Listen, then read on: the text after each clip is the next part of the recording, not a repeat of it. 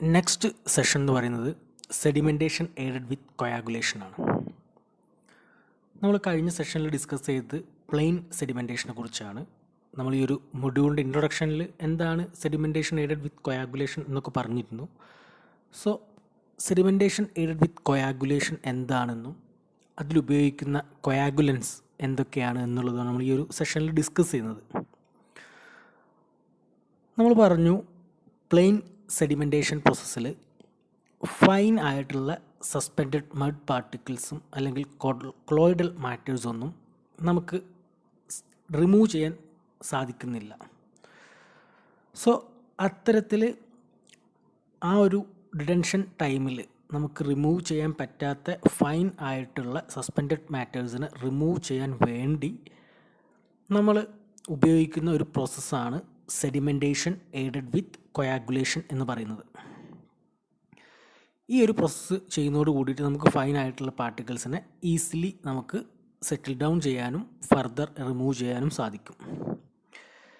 ഇതിന് വേണ്ടിയിട്ട് നമ്മൾ ചെയ്യുന്നത് എന്താണെന്ന് വെച്ച് കഴിഞ്ഞാൽ ഈ ഫൈൻ സൈസിൽ സസ്പെൻഡഡ് പാർട്ടിക്കിൾസിൻ്റെ സൈസ് ചേഞ്ച് ചെയ്യുകയാണ്. അതായത് അതിൻ്റെ സൈസ് വലുതാക്കണം, അതുപോലെ തന്നെ അതിൻ്റെ ഡെൻസിറ്റി കൂടുന്നു, ആൻഡ് അതിൻ്റെ റിസൾട്ടൻ്റായിട്ട് it will be settle down in that water.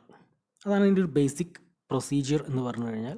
So ഇതിനു വേണ്ടി നമ്മൾ ഉപയോഗിക്കുന്ന കെമിക്കൽ കോമ്പൗണ്ട്സിനെയാണ് കൊയാഗുലൻസ് എന്ന് പറയുന്നത്. കൊയാഗുലൻസ് നമ്മൾ വെള്ളത്തിൽ ആഡ് ചെയ്യും. അതിൻ്റെ ഒരു റിസൾട്ടൻ്റായിട്ട് വെള്ളത്തിൽ ഒരു ജെലാറ്റിനസ് പ്രസിപ്പിറ്റേറ്റ് ഫോം ചെയ്യും. നമ്മളതിനെ ഫ്ലോക്ക് എന്ന് വിളിക്കും.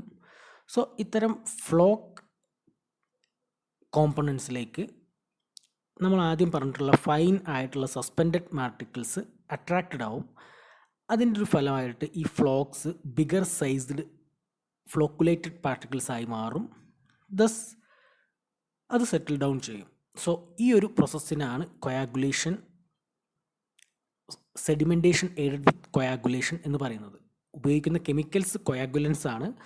നമ്മൾ വെള്ളത്തിൽ കൊയാഗുലൻസ് ആഡ് ചെയ്ത് പ്രസിപ്പിറ്റേറ്റ്സ് അല്ലെങ്കിൽ ഫ്ലോക്ക് ഫോം ചെയ്യിപ്പിക്കുന്നു.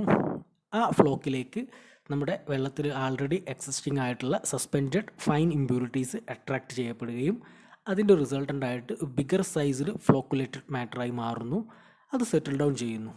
ആ ഒരു പ്രോസസ്സാണ് നമ്മൾ ഈ ഒരു മെത്തേഡിൽ ഇംപ്ലിമെൻറ്റ് ചെയ്യുന്നത്. ഓക്കെ, സോ അതിൻ്റെ താഴെ കാണിച്ചിട്ടുള്ളത് ഇതിൻ്റെ ഒരു എങ്ങനെയാണ് ഈ ഒരു കൊളോയിഡൽ ഫോർമേഷൻ നടക്കുന്നത് എന്നുള്ളതാണ്. നമുക്കതിൻ്റെ ഡീറ്റെയിൽഡ് ആയിട്ടുള്ളൊരു സ്റ്റഡിയുടെ ഒന്നും ആവശ്യം വരുന്നില്ല. ബേസിക്കലി എന്താണ് സെഡിമെൻറ്റേഷൻ എയ്ഡഡ് വിത്ത് കൊയാഗുലേഷൻ എന്നുള്ളൊരു കാര്യം മാത്രമാണ് നമുക്ക് ഫോക്കസ് ചെയ്യേണ്ടത്. വാട്ട് എവർ ഇറ്റ് ഈസ്, നമുക്കൊരു കൊളോയിഡൽ പാർട്ടിക്കിൾ ഫോർമേഷൻ എന്ന് പറഞ്ഞു കഴിഞ്ഞാൽ ഡെഫിനറ്റ്ലി അത് ചാർജസ് തമ്മിലുള്ള ആ ഒരു പ്രോപ്പർട്ടിയാണ് ഷോ ഡൗൺ ചെയ്യുന്നത്. അതായത് ഒരു ഇലക്ട്രോ നെഗറ്റീവ് കൊളോയിഡൽ പാർട്ടിക്കിളിലേക്ക് ഫസ്റ്റ് ഓഫ് ഓൾ ഒരു റിജിഡ് ലെയറായിട്ട് ഫോം ചെയ്യുന്ന ആ ഒരു ഏരിയ എന്ന് പറഞ്ഞു കഴിഞ്ഞാൽ പോസിറ്റീവ്ലി ചാർജ്ഡ് പാർട്ടിക്കിൾസ് ആയിരിക്കും. സോ ആ ഒരു നെഗറ്റീവ് പോസിറ്റീവ് ചാർജ് കോമ്പിനേഷൻസ് ആണ് ആക്ച്വലി ഈ ഒരു ഫ്ലോക്കുലേഷൻ അല്ലെങ്കിൽ ഫ്ലോക്ക് ഫോർമേഷൻ എന്ന് പറഞ്ഞൊരു പ്രോസസ്സിൽ നടക്കുന്നത്. അതിൻ്റെ ഡീറ്റെയിൽസ് ആണ് ഞാനിവിടെ ഈ കാണിച്ചിട്ടുള്ള ഫിഗറിൽ പറഞ്ഞിട്ടുള്ളത്. നമുക്ക് പക്ഷേ ഈ ഒരു കൊളോയിഡൽ ഫോർമേഷൻ അല്ലെങ്കിൽ അതിൻ്റെ ഫർദർ ചാർജ് ട്രാൻസ്ഫർ അതിനെക്കുറിച്ചൊന്നും ഡീറ്റെയിൽഡ് ആയിട്ട് പോകേണ്ട ആവശ്യമില്ല. ജസ്റ്റ് നമുക്ക് മനസ്സിലാക്കി വെക്കുക, ഈ ഒരു ചാർജിൻ്റെ അല്ലെങ്കിൽ അതിൻ്റെ പൊട്ടൻഷ്യൽ ഡിഫറൻസിൻ്റെ ബേസിസിലാണ് ഇത്തരത്തിലൊരു പ്രോസസ്സ് നടക്കുന്നത് എന്നുള്ളത്. ആക്ച്വലി രണ്ട് തരത്തിലാണ് നമ്മൾ ഈ ഒരു പ്രോസസ്സിനെ സ്പ്ലിറ്റപ്പ് ചെയ്തിട്ടുള്ളത്. അതാണ് ഇവിടെ കാണിച്ചിട്ടുള്ളത്. അതായത് കൊയാഗുലേഷനും ഫ്ലോക്കുലേഷനും, അങ്ങനെ രണ്ട് പ്രോസസ്സാണ് ആക്ച്വലി എക്സിസ്റ്റിംഗ് ആയിട്ടുള്ളത്. പക്ഷേ നമ്മൾ ആൾ ടുഗദർ അതിനെ കൊയാഗുലേഷൻ എന്നാണ് നമ്മൾ കൺസിഡർ ചെയ്യുന്നത്.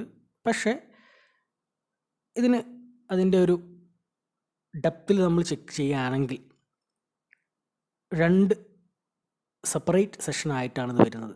അതായത് കൊയാഗുലേഷൻ എന്ന് പറഞ്ഞു കഴിഞ്ഞാൽ അവിടെ കാണിച്ചിട്ടുണ്ട്, coagulation is A chemical technique which is directed towards the destabilization of the charged colloidal particles. At the same time, flocculation, on the other hand, is the slow mixing technique which promotes the agglomerization of destabilized particles. Charged കൊളോയിഡ്സിനെ destabilisation ചെയ്യുന്ന ഒരു chemical ടെക്നിക്കാണ് actually coagulation എന്ന് പറയുന്നത്. Same time flocculation എന്ന് പറഞ്ഞു കഴിഞ്ഞാൽ ഡീസ്റ്റെബിലൈസ്ഡ് ആയിട്ടുള്ള പാർട്ടിക്കിൾസിനെ കൂട്ടിച്ചേർക്കുക, അതാണ് അഗ്ലോമറൈസേഷൻ എന്ന് പറഞ്ഞു കഴിഞ്ഞാൽ. യോജിപ്പിക്കുന്ന ഒരു സ്ലോ മിക്സിംഗ് ടെക്നിക്കിനാണ് ഫ്ലോക്കുലേഷൻ എന്ന് പറയുന്നത്. കൊയാഗുലേഷൻ എന്ന് പറഞ്ഞു കഴിഞ്ഞാൽ എൻറ്റയർലി കെമിക്കൽ പ്രോസസ്സാണ്, depending on the charge of colloidal particles. But flocculation എന്ന് പറഞ്ഞു കഴിഞ്ഞാൽ ഡീസ്റ്റെബിലൈസ്ഡ് ആയിട്ടുള്ള പാർട്ടിക്കിൾസിനെ മിക്സപ്പ് ചെയ്യുന്ന ഒരു സ്ലോ മിക്സിംഗ് ടെക്നിക്കിനാണ് ഫ്ലോക്കുലേഷൻ എന്ന് പറയുന്നത്. പക്ഷേ നമുക്ക് പ്രാക്ടിക്കലി ഈ രണ്ടും, അതായത് അഡീഷൻ ഓഫ് കെമിക്കൽസിനെയാണ് നമ്മൾ കൊയാഗുലൻസ് അല്ലെങ്കിൽ കൊയാഗുലേഷൻ എന്ന് പറയുന്നത്, അതുപോലെ തന്നെ മിക്സിങ്, ആ ഒരു പ്രോസസ്സിനെയാണ് നമ്മൾ ഫ്ലോക്കുലേഷൻ എന്ന് പറയുന്നത്. സോ ആ രണ്ട് പ്രോസസ്സും കൂടി നമ്മൾ സിംപ്ലി അല്ലെങ്കിൽ ഒറ്റ ഒരു കൺസിഡറേഷൻ എന്നുള്ള രീതിയിൽ കൊയാഗുലേഷൻ എന്നാണ് നമ്മൾ പറയുന്നത്. ബേസിക്കലി ഐഡിയ ഇത്രയേ ഉള്ളൂ. കൊയാഗുലേഷൻ എന്ന് പറഞ്ഞു കഴിഞ്ഞാൽ കെമിക്കൽ ടെക്നിക്കാണ്. ഡീസ്റ്റെബിലൈസിങ് ആകാൻ പോകുന്ന അല്ലെങ്കിൽ ചാർജ്ഡ് കൊളോയിഡ്സിനെ ഡീസ്റ്റെബിലൈസിങ് പ്രോപ്പർട്ടി കൊടുത്ത് യോജിപ്പിക്കുന്ന ഒരു പ്രോസസ്സാണ് കൊയാഗുലേഷൻ. പക്ഷേ ഫ്ലോക്കുലേഷൻ എന്ന് പറഞ്ഞു കഴിഞ്ഞാൽ ഡീസ്റ്റെബിലൈസ്ഡ് ആയ പാർട്ടിക്കിൾസിനെ മിക്സ് ചെയ്യുന്ന ഒരു പ്രോസസ്സാണ്. ആൾ ടുഗദർ നമ്മൾ കൊയാഗുലേഷൻ എന്ന് പറയുന്നു. നമുക്ക് ബേസിക്കലി കെമിക്കൽസ് ആഡ് ചെയ്ത് ഫ്ലോക്ക് ഫോം ചെയ്യിപ്പിക്കുന്നു. അതിൻ്റെ റിസൾട്ടൻ്റായിട്ട് നമ്മൾ ഫൈൻ പാർട്ടിക്കിൾസിനെ അതിലേക്ക് അട്രാക്റ്റ് ചെയ്യിപ്പിച്ച് സെറ്റിൽ ഡൗൺ ചെയ്ത് റിമൂവ് ചെയ്യുന്നു എന്നുള്ള ഒരു കോൺസെപ്റ്റാണ് ആവശ്യമായിട്ടുള്ളത്. ഓക്കെ, ദെൻ നമ്മളിങ്ങനെ ഒരു കൊയാഗുലൻസ് വെള്ളത്തിൽ ആഡ് ചെയ്യുമ്പോൾ അതിൻ്റെ ഒരു റേഞ്ച് ഉണ്ട്. അതായത് വെള്ളത്തിൻ്റെ ടർബിഡിറ്റിയുടെ ഒരു വാല്യൂസിനനുസരിച്ചാണ് ആക്ച്വലി നമ്മൾ ഏത് കൊയാഗുലൻസ് ആഡ് ചെയ്യണം അല്ലെങ്കിൽ എത്ര എമൗണ്ട്സ് നമ്മൾ കൊടുക്കണം എന്നുള്ള കാര്യങ്ങളൊക്കെ ഫിക്സ് ചെയ്യുന്നത്. അത് നമ്മളോട് ലാസ്റ്റ് പാരഗ്രാഫിൽ കാണിച്ചിട്ടുണ്ട്. The use of coagulants is generally necessary for clarifying raw water containing turbidities greater than 30 to 50 milligram per liter.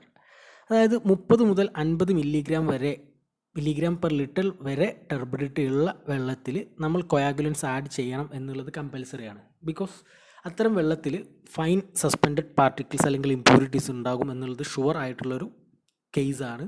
So അവിടെ നമ്മൾ കൊയാഗുലേഷൻ എയ്ഡഡ് വിത്ത് സെഡിമെൻറ്റേഷൻ, അതായത് സെഡിമെൻറ്റേഷനിൽ കൊയാഗുലേഷൻ മിക്സാക്കി ചെയ്യണം എന്നുള്ളത് കമ്പൽസറി ആയിട്ടുള്ളൊരു ഫാക്ടറാണ്. സോ ആൾമോസ്റ്റ് ട്രീറ്റ്മെൻറ്റ് യൂണിറ്റിലും പ്രാക്ടിക്കൽ ഓറിയൻറ്റഡ് ആയിട്ട് ചിന്തിക്കുമ്പോൾ പ്ലെയിൻ സെഡിമെൻറ്റേഷൻ വളരെ റെയർ ആയിട്ടാണ് നമ്മൾ ഉപയോഗിക്കുന്നത്.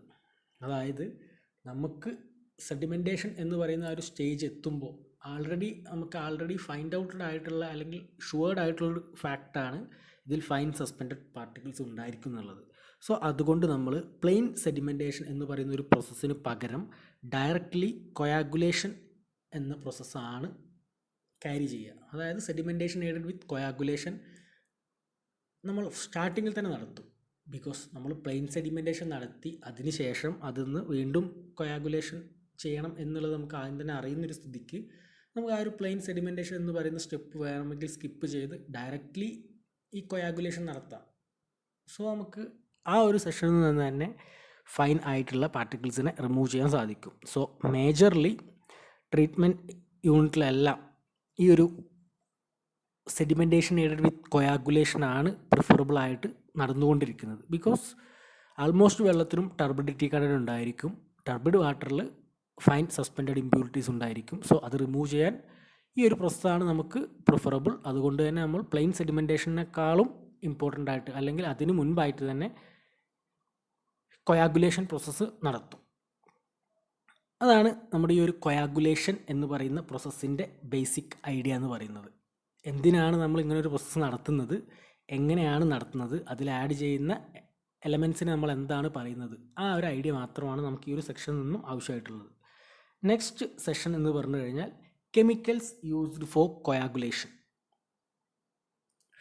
കെമിക്കൽസ് യൂസ്ഡ് ഫോർ കൊയാഗുലേഷനെയാണ് നമ്മൾ കൊയാഗുലൻസ് എന്ന് വിളിക്കുന്നത്. നമ്മൾ ആൾറെഡി പറഞ്ഞു.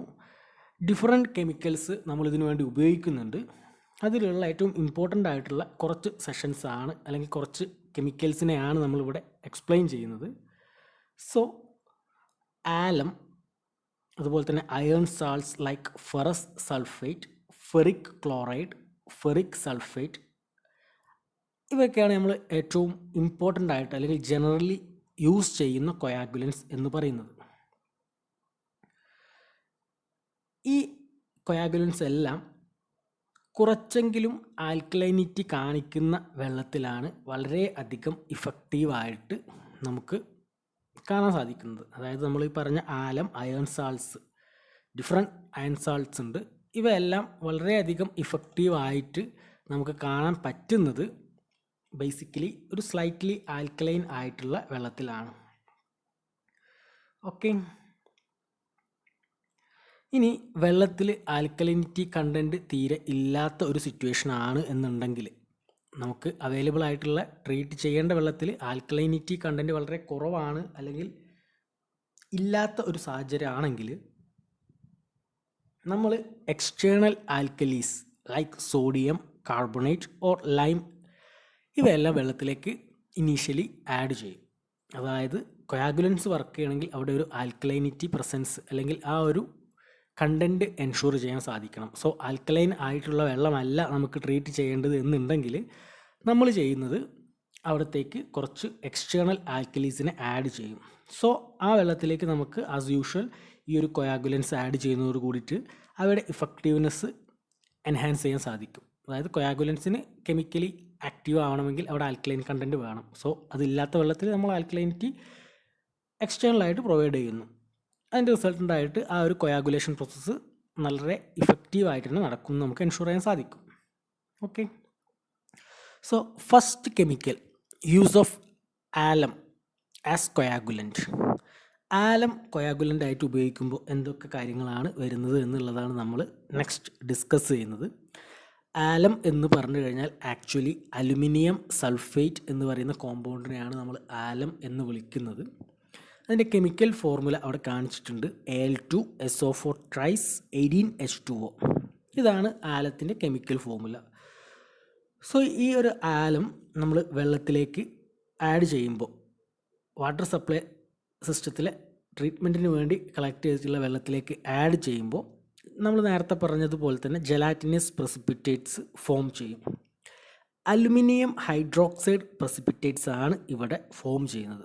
അതായത് ആലം വെള്ളത്തിലേക്ക് ആഡ് ചെയ്യുമ്പോൾ നമുക്ക് അവിടുന്ന് ജനറേറ്റ് ചെയ്യുന്ന ഫ്ലോക്സ് എന്ന് പറഞ്ഞു കഴിഞ്ഞാൽ അലുമിനിയം ഹൈഡ്രോക്സൈഡ് പ്രസിപ്പിറ്റേറ്റ്സ് ആണ്. സോ ഈ ഒരു ഫ്ലോക്കിലേക്ക് ഫൈൻ പാർട്ടിക്കിൾസ് അല്ലെങ്കിൽ സസ്പെൻഡഡ് കൊളോയിഡൽ പാർട്ടിക്കിൾസ് അട്രാക്റ്റ് ചെയ്യപ്പെടുകയും അങ്ങനെ ഒരു ബിഗർ ഫ്ലോക്കുലേറ്റഡ് പാർട്ടിക്കിളായിട്ട് അവ മാറും. അതിനുശേഷം ആസ് യൂഷ്വൽ അത് വെള്ളത്തിൽ സെറ്റിൽ ഡൗൺ ചെയ്യും. അങ്ങനെ നമ്മൾ അതിനെ റിമൂവ് ചെയ്യും. ആ ഒരു മെത്തേഡിലാണ് ആലം എന്ന് പറയുന്ന കോമ്പൗണ്ട് വർക്ക് ചെയ്യുന്നത്. അതിൻ്റെ കെമിക്കൽ ഇക്വേഷനാണ് അവിടെ കാണിച്ചിട്ടുള്ളത്. എങ്ങനെയാണ് ഈ ഒരു അലുമിനിയം ഹൈഡ്രോക്സൈഡ് ജനറേറ്റ് ചെയ്യുന്നത് എന്നുള്ളതാണ് അവിടെ കാണിച്ചിട്ടുള്ളത്. സോ ഈ ഒരു ആലം ആഡ് ചെയ്യുമ്പോൾ പെർമനൻറ്റ് ഹാർഡ്നെസ് ഫോം ചെയ്യാനുള്ളൊരു ചാൻസ് വളരെ കൂടുതലാണ്. സോ ആലത്തിൻ്റെ ഒരു അഡീഷൻ നമുക്ക് വെള്ളത്തിൽ ഹാർഡ്നെസ് ഉണ്ടാക്കാനുള്ളൊരു ചാൻസ് കൂട്ടും. അതുപോലെ തന്നെ കാർബൺ ഡയോക്സൈഡ് നമുക്കവിടെ ജനറേറ്റ് ചെയ്യുന്നത് കാണാം. സോ കാർബൺ ഡയോക്സൈഡിൻ്റെ ഇവോൾവിങ് കൊറോഷനും ചാൻസസ് കൂട്ടും. ഈ രണ്ട് നെഗറ്റീവ് ഫീച്ചേഴ്സ് ഇതിന് വളരെ ഇമ്പോർട്ടൻ്റ് ആയിട്ട് വരുന്നതാണ്. അതായത് ആലം ഉപയോഗിച്ച് നമ്മളൊരു കൊയാഗുലേഷൻ പ്രോസസ്സ് നടത്തുമ്പോൾ അവിടെ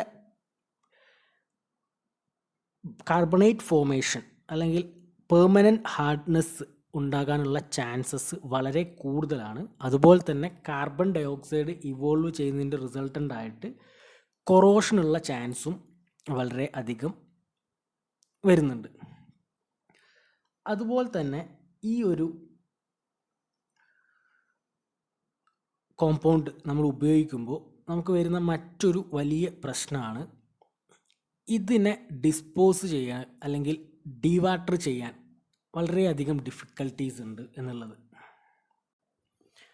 അതായത് നമ്മൾ ഈ ഒരു സെഡിമെൻറ്റ് ഡെപ്പോസിറ്റിനെ നോർമലി നമ്മളൊരു ലാൻഡ് ഏരിയയിൽ ഡിസ്പോസ് ചെയ്യുന്ന ഒരു പ്രോസസ്സൊക്കെയാണ് ഫോളോ ചെയ്യാറുള്ളത്. പക്ഷേ ഈ ഒരു ആലം കണ്ടൻറ്റ് ഉള്ളതുകൊണ്ട് തന്നെ അതിൽ നിന്ന് എക്സ്ട്രാക്റ്റ് ചെയ്യുക അല്ലെങ്കിൽ അതിനെ ഡീവാട്ടറിങ് ചെയ്യുക എന്ന് പറയുന്ന പ്രോസസ്സൊക്കെ ആസ് യൂഷ്വൽ ഒരു ഡിഫിക്കൽട്ടായിട്ടുള്ള ടാസ്ക് ആയിട്ടാണ് റിപ്പോർട്ട് ചെയ്തിട്ടുള്ളത്. പക്ഷേ റീസെൻ്റ്ലി നമുക്ക് ഈ ഒരു സ്ലഡ്ജിൽ നിന്ന് കൊയാഗുലൻസ്, അതായത് ആലത്തിനെ റീയൂസ് ചെയ്യാനോ അല്ലെങ്കിൽ റിക്കവർ ചെയ്യാനോ ഉള്ള മെത്തേഡ്സ് എല്ലാം ഇംപ്ലിമെൻറ്റ് ചെയ്തിട്ടുണ്ട്.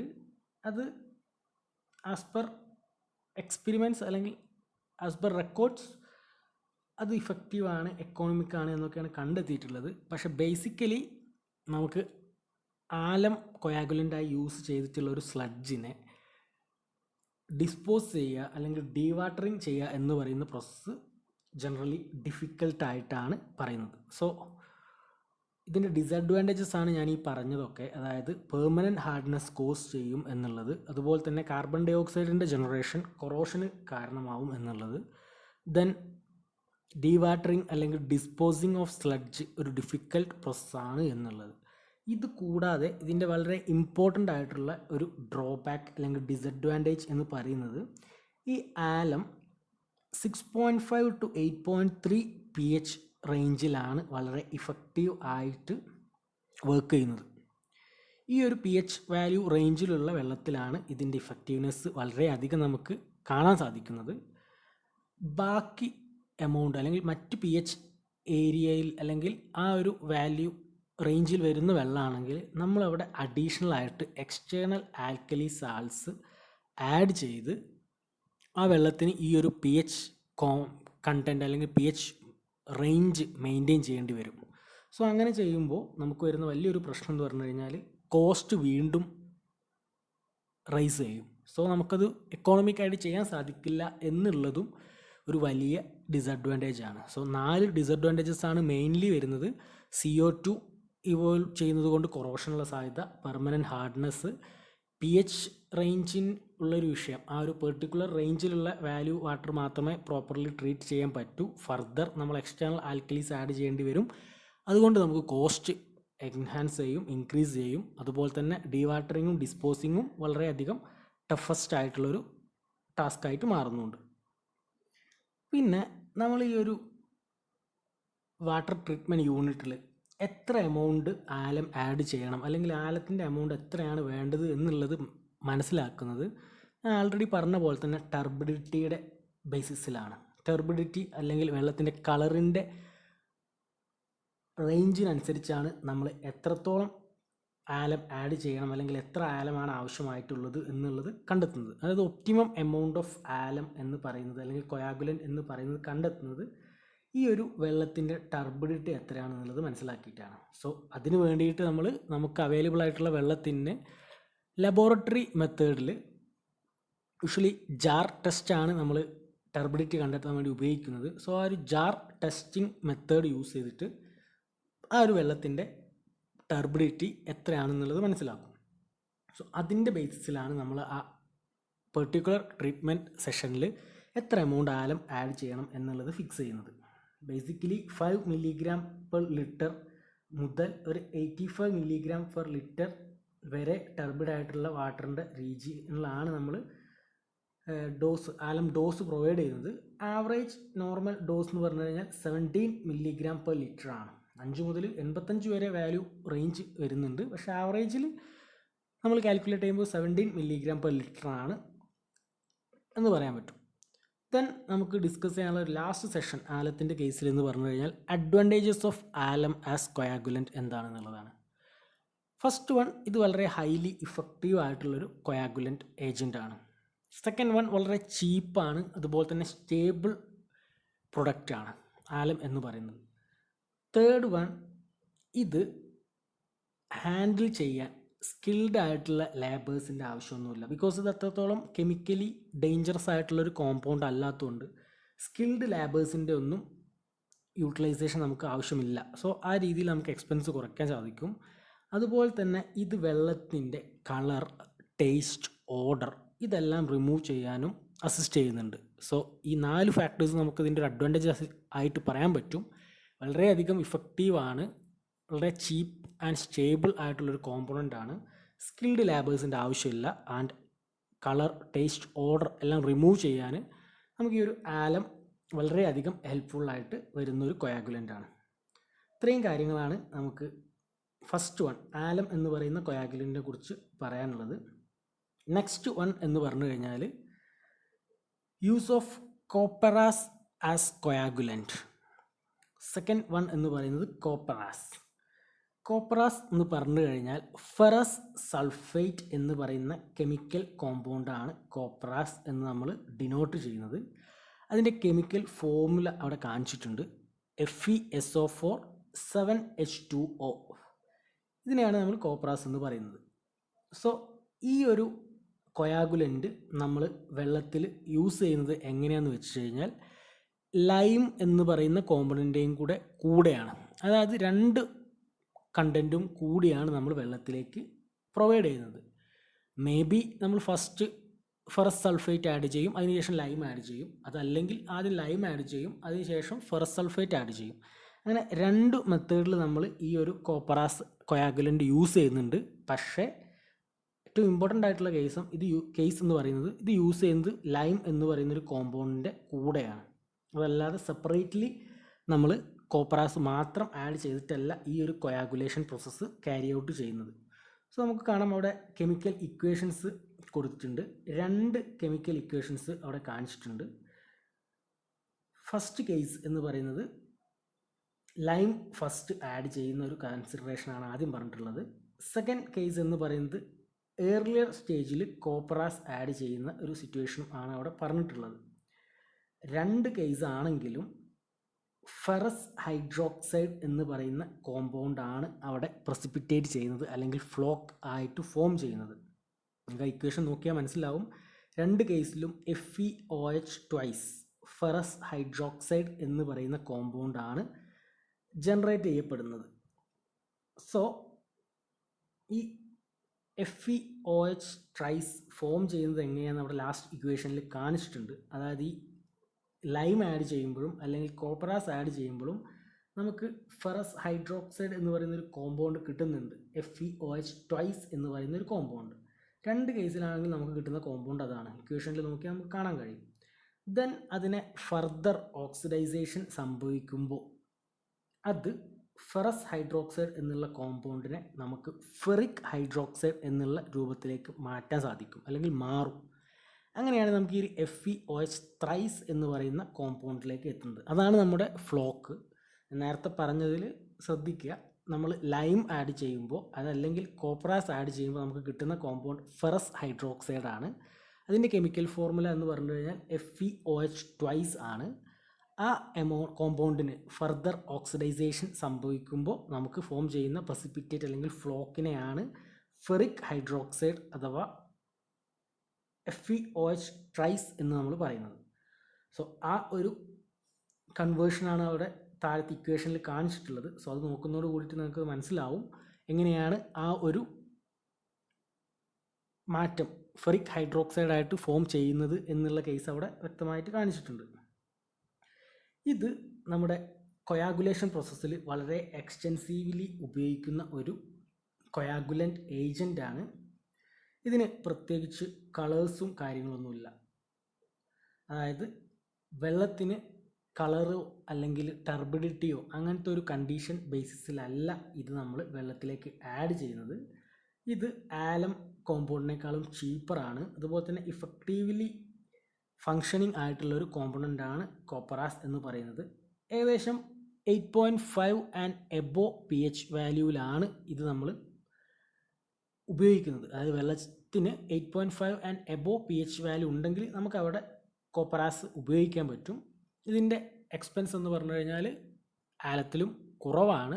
പക്ഷേ നമ്മൾ കൊടുക്കുന്ന ഡോസേജ് എന്ന് പറഞ്ഞു കഴിഞ്ഞാൽ ഏകദേശം സെയിം എമൗണ്ട് ഓഫ് ആലം, അതായത് ആലം എത്ര എമൗണ്ട് ആണോ നമ്മൾ നോർമലി ഉപയോഗിക്കുന്നത് അതേ എമൗണ്ട് തന്നെയാണ് നമ്മൾ കോപ്പറാസും ഉപയോഗിക്കുന്നത്. പക്ഷേ എക്കോണമി നോക്കുമ്പോൾ ആലത്തിനേക്കാളും ചീപ്പറാണ്. pH റേഞ്ച് എന്ന് പറഞ്ഞു കഴിഞ്ഞാൽ 8.5 മുകളിലേക്കുള്ള ഏത് വാല്യൂസിലും നമുക്ക് ഈ ഒരു കൊയാഗുലൻ്റ് ഉപയോഗിക്കാൻ സാധിക്കും.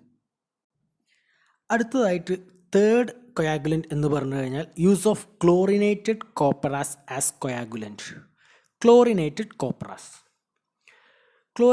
കോപ്പറാസ് എന്ന് പറഞ്ഞു കഴിഞ്ഞാൽ നമ്മളിപ്പോൾ ആൾറെഡി പറഞ്ഞ കോപ്പറാസ്, അതായത് ഫെറസ് സൾഫേറ്റിലേക്ക് നമ്മൾ ക്ലോറിൻ ആഡ് ചെയ്യുമ്പോൾ അല്ലെങ്കിൽ ക്ലോറിൻ കോപ്പറാസിലേക്ക് ആഡ് ചെയ്യുമ്പോൾ സംഭവിക്കുന്ന കെമിക്കൽ റിയാക്ഷൻ്റെ ബേസിസിൽ അല്ലെങ്കിൽ അതിൻ്റെ ഒരു പ്രൊഡക്റ്റായിട്ട് നമുക്ക് കിട്ടുന്ന രണ്ട് കെമിക്കൽ കോമ്പൗണ്ട്സ് ആണ് ഫെറിക് സൾഫേറ്റും അതുപോലെ തന്നെ ഫെറിക് ക്ലോറൈഡും. ഓക്കെ, ഒന്നുകൂടെ പറയാം. കോപ്പറാസിലേക്ക് നമ്മൾ ക്ലോറിൻ ആഡ് ചെയ്യുമ്പോൾ സംഭവിക്കുന്ന കെമിക്കൽ റിയാക്ഷൻ്റെ റിസൾട്ടൻ്റ് ആയിട്ട് ഫോം ചെയ്യുന്ന രണ്ട് പ്രൊഡക്ട്സ് ആണ് ferric sulphate and ferric chloride. ഈ രണ്ട് കോമ്പൗണ്ട്സിൻ്റെയും കോമ്പിനേഷനെ ആണ് നമ്മൾ ആക്ച്വലി ക്ലോറിനേറ്റഡ് കോപ്പറാസ് എന്ന് പറയുന്നത്. അതായത് ferrous sulphate plus ferric chloride. Okay, അതിനെയാണ് നമ്മൾ ആക്ച്വലി ക്ലോറിനേറ്റഡ് കോപ്പറാസ് എന്ന് പറയുന്നത്. സോ ഇത് രണ്ടും കൂടി യോജിച്ച് അല്ലെങ്കിൽ ഒരുമിച്ചാണ് അല്ലെങ്കിൽ അതൊരു കോമ്പിനേഷനിലാണ് ആക്ച്വലി ഇത് വെള്ളത്തിൽ കൊയാഗുലൻ്റ് ആയിട്ട് വർക്ക് ചെയ്യുന്നത്. അതിന് എൻഹാൻസ് ചെയ്യാൻ അല്ലെങ്കിൽ ആക്റ്റീവായി വർക്ക് ചെയ്യാൻ വേണ്ടിയിട്ട് നമ്മൾ ലൈമും കൂടെ ആഡ് ചെയ്യുന്നുണ്ട്. ഇതിൻ്റെ വലിയൊരു സ്പെഷ്യാലിറ്റി എന്ന് പറഞ്ഞു കഴിഞ്ഞാൽ ഇത് വൈഡ് റേഞ്ച് ഓഫ് pH വാല്യൂസിൽ ആക്റ്റീവായിട്ട് നമുക്ക് ഉപയോഗിക്കാൻ സാധിക്കുന്ന ഒന്നാണ്. സോ ഈ ഒരു ഫെറിക് സൾഫേറ്റ് അല്ലെങ്കിൽ ഫെറിക് ക്ലോറൈഡ് ഉപയോഗിക്കുമ്പോൾ നമുക്ക് റിസൾട്ടൻ്റ് ആയിട്ട് ജനറേറ്റ് ചെയ്യുന്ന പ്രസിപ്പിറ്റേറ്റ് അല്ലെങ്കിൽ ഫ്ലോക്ക് എന്ന് പറഞ്ഞു കഴിഞ്ഞാൽ ഫെറിക് ഹൈഡ്രോക്സൈഡാണ്. FeOH ട്രൈസ് എന്ന് പറയുന്ന ഫെറിക് ഹൈഡ്രോക്സൈഡ് പ്രസിപ്പിറ്റേറ്റ് ആണ് നമുക്കിവിടെ കൊയാഗുലൻ്റ് അല്ലെങ്കിൽ ഫ്ലോക്ക് ആയിട്ട് ജനറേറ്റ് ചെയ്യപ്പെടുന്നത്. സോ ആ ഒരു ഫ്ലോക്കിലേക്കാണ് മറ്റ് പാർട്ടിക്കിൾസ് എല്ലാം അറ്റാച്ച്ഡ് ആവുന്നതും സെറ്റിൽ ഡൗൺ ചെയ്യുന്നതും. ഇതിലുള്ള ഏറ്റവും വലിയൊരു സ്പെഷ്യാലിറ്റി എന്ന് പറഞ്ഞു കഴിഞ്ഞാൽ pH റേഞ്ച് ഏകദേശം 4 to 7 അതുപോലെ തന്നെ എബോ 9 നമുക്ക് ഫെറിക് സൾഫേറ്റ് യൂസ് ചെയ്തിട്ട് കൊയാഗുലേഷൻ പ്രോസസ്സ് നടത്താൻ സാധിക്കും. pH value 4 to 7 and above 9 റേഞ്ചിൽ നമുക്ക് ഫെറിക് സൾഫേറ്റ് ഉപയോഗിച്ചിട്ട് കൊയാഗുലേഷൻ പ്രോസസ്സ് സക്സസ്ഫുള്ളി നടത്താൻ പറ്റും. അതുപോലെ തന്നെ pH value 3.5 to 6.5 and above 8.5, 3.5 മുതൽ 6.5 വരെയും അതുപോലെ തന്നെ എബോ 8.5 pH വാല്യൂ റേഞ്ചിലും നമുക്ക് ഫെറിക് ക്ലോറൈഡ് വെച്ചിട്ട് ഈ ഒരു കൊയാഗുലേഷൻ പ്രോസസ്സ് സക്സസീവ്ലി നമുക്ക് ഇഫക്റ്റീവായിട്ട് നടത്താൻ പറ്റും. അതുപോലെ തന്നെ നമ്മുടെ ഈ ഒരു എൻറ്റയർ പ്രോസസ്സിൽ ഈ ഒരു കോമ്പിനേഷൻ, അതായത് ക്ലോറിനേറ്റഡ് കോപ്പറാസ് എന്ന് പറയുന്ന ഫെറിക് സൾഫേറ്റിൻ്റെയും ഫെറിക് ക്ലോറൈഡിൻ്റെയും ഈ ഒരു കോമ്പിനേഷൻ വളരെ അധികം ഇഫക്റ്റീവ് ആണ് എന്നുള്ളത് കണ്ടെത്തിയിട്ടുണ്ട്. അതുപോലെ തന്നെ ലോ pH ജനറേറ്റഡ് ആയിട്ടുള്ള വാട്ടേഴ്സിലും ഇത് വളരെയധികം ഇഫക്റ്റീവ് ആണെന്ന് നമ്മുടെ എക്സ്പെരിമെൻറ്റ്സ് അല്ലെങ്കിൽ ട്രീറ്റ്മെൻറ്റ് റിസൾട്ട്സ് വെച്ചിട്ട് നമുക്ക് പ്രൂവ് ചെയ്യാൻ പറ്റുന്നുണ്ട്. ഓക്കെ, നെക്സ്റ്റ് വൺ എന്ന് പറയുന്നത് sodium aluminate as coagulant. Sodium aluminate എന്ന് പറയുന്ന ഒരു കോമ്പൗണ്ടാണ് നമ്മൾ നെക്സ്റ്റ് ഡിസ്കസ് ചെയ്യുന്നത്. അതിൻ്റെ കെമിക്കൽ ഫോർമുല എന്ന് പറഞ്ഞു കഴിഞ്ഞാൽ Na2Al2O4. അതിനെയാണ് നമ്മൾ സോഡിയം അലുമിനേറ്റ് എന്ന് പറയുന്നത്. നമ്മൾ ആൾറെഡി പറഞ്ഞിട്ടുള്ള ആലം അതുപോലെ തന്നെ അയേൺ സാൾട്ട്സ് അല്ലെങ്കിൽ അതിനൊക്കെ പുറമെ നമ്മൾ ഉപയോഗിക്കുന്ന മറ്റൊരു കൊയാഗുലൻ്റ് ആണ് സോഡിയം അലുമിനേറ്റ് എന്ന് പറയുന്നത്. ഇവിടെ